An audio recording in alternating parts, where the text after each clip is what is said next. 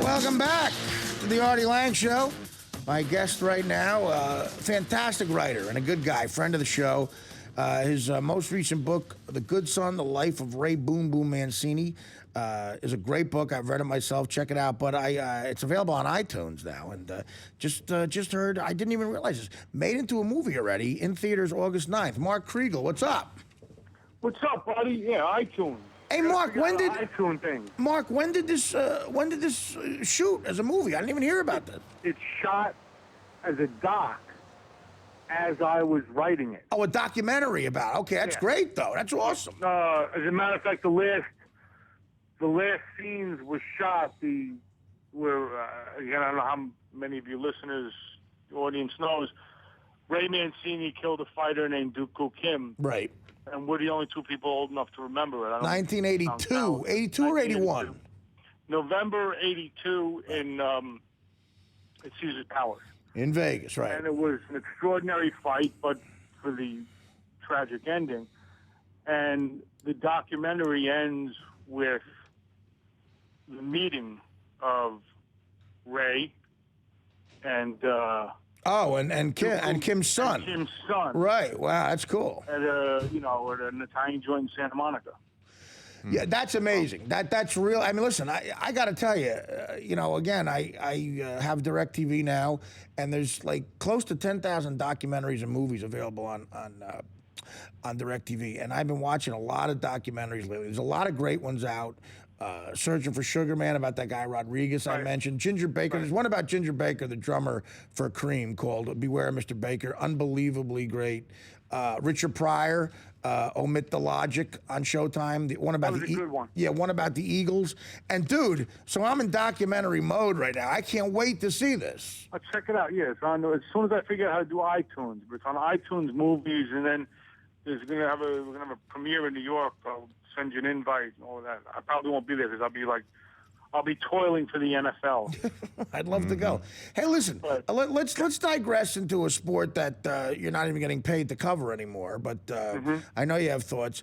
I want to know what you think. If you hear any rumblings in the sports world inside about any major announcements coming up about steroids in baseball, and what your thoughts are about the A-Rod circus, and Mark, what's going on? Where is there any sanity left in this?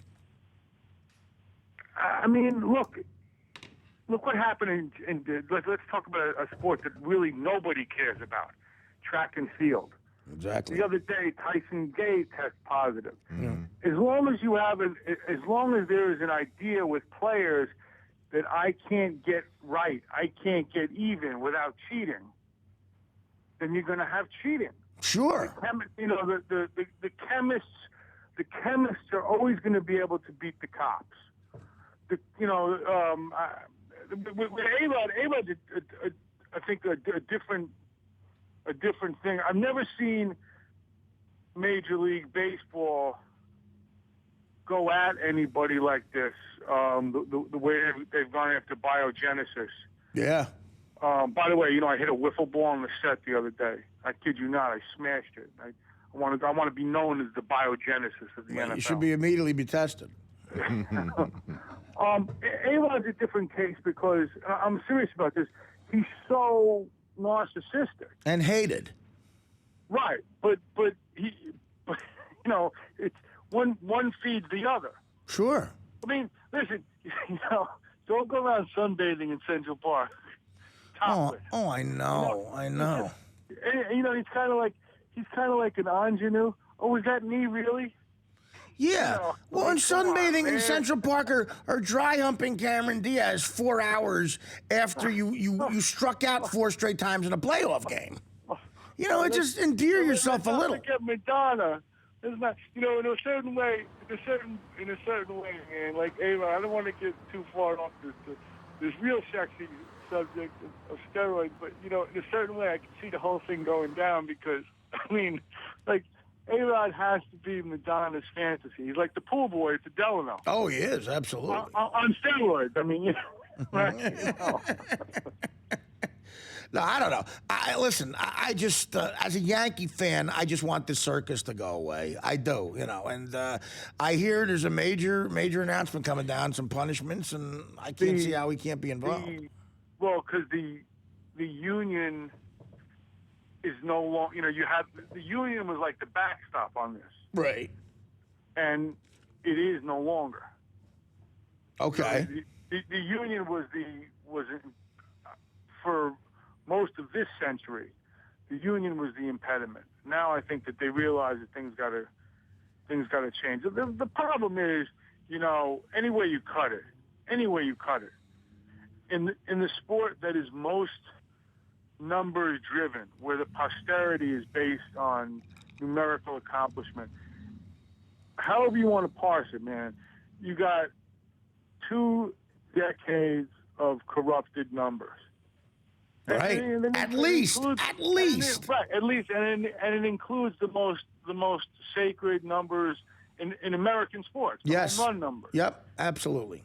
You know, so like, I mean, there was, whether you're you're a hardcore baseball fan or not, one of the coolest things, one of the sporting events or sporting developments that let you pass time during the summer was, oh my God, is this guy going to get to 60? Is he going to get to 50? Right. And then it became meaningless, and then it became a goof. And you know, I mean, if I were Barry Bonds, would I have cheated?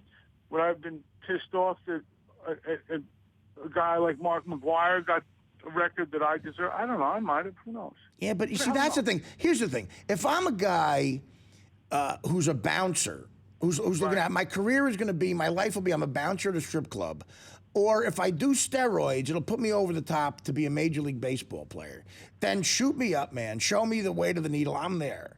But if I'm Barry Bonds or A-Rod in my mid-20s, and I'm already going to be a multimillionaire, Major League Baseball player, and probably a Hall of Famer, it just seems stupid. Now, again, I'm judging them. I've made every wrong decision on the planet in my life, so maybe I would have been one of these idiots. But a lot of this really does have to do with vanity. You know, like, listen, if you're 16, 17, 18 years old, you tell a kid you got a chance to, like, play ball. And in a certain way, you're talking about a kid's mortality. Sure. The difference between, like, ball players and us is that, you know, we get old, we get gray, we get fat. They get to stay young. They're chosen. So it's almost like, you know, it's almost like the fountain of youth in a certain way. I mean, this whole thing becomes a metaphor for age, right? Steroids is the right. It's a kind of yes. Right. Or what wouldn't you do to stay young? Right. What wouldn't you do to have this chance? Hey, man, you know, the truth of the matter is, very little I wouldn't do. I mean, I think that's the answer you're getting. But to answer your question, listen, they'll come out with this announcement. They'll bang everyone really hard, and then the next round of chemistry will happen. Yeah, you're right. Yeah, I mean, listen. I mean, yeah. You would have thought that all the years and generations of cheats in track and field would have discouraged somebody. Remember going back to like '88, Ben Johnson, the big-headed guy in the Olympics. Sure, yeah. Okay, how many people that discouraged? Nobody. We had Marion Jones on the show the other day, and she was trying to, like, you know, teach young athletes and all of this stuff. And I got to tell you, I mean, she was nice. She was hustling a book too. Okay, right. I didn't dig it, to tell you the truth. I thought that, you know, she went on, and she was too convenient. I didn't see any real remorse. It was too pat.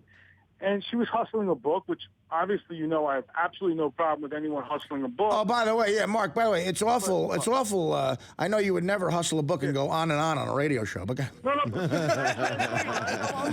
I have some decorum about it. But the last book she hustled had some sort of proclamation in capital letters, to the effect of, I never did any performance-enhancing drugs. See, that sucks. That's a lie, and that does suck. Yeah, right. And the worst, most miserable you-know-what of all, I know and he doesn't get enough, he doesn't get enough grief. I know that sounds vindictive and horrible, but he doesn't get nearly enough grief for my money, is that bike rider. Lance Armstrong, sure. Because he exploited what he did with those yellow bands is Right.